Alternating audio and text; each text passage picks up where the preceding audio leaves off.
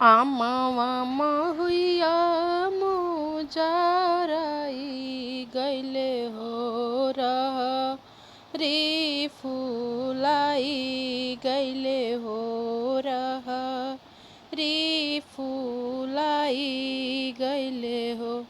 जेही रहरी खाड़ा भइले कवन दुल्हा हो केकरा बेटा के पगरिया गम के हो केकरा बेटा के पगरिया गम के हो।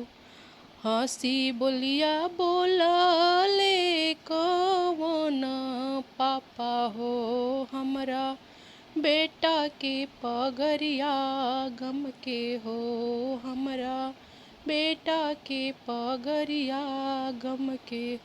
हंसी बोलिया बोलले कवन भैया हो हमरा बबुआ के पगरिया गम के हो हमरा बबुआ के पगरिया गम के हो। आमावा महुइया मोजराई गइले हो रह रे फुलाई गइले हो रह रे फुलाई गइले हो।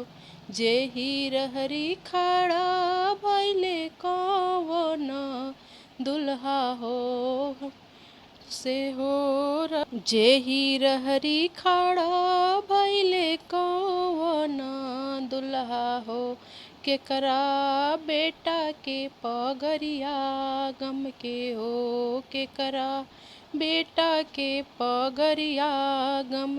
हंसी बोलिया बोलले कवन चाचा हो हमरा बेटा के पगरिया गम के हो हमरा बेटा के पगरिया गम के हो हमरा बेटा के पगरिया गम के हो।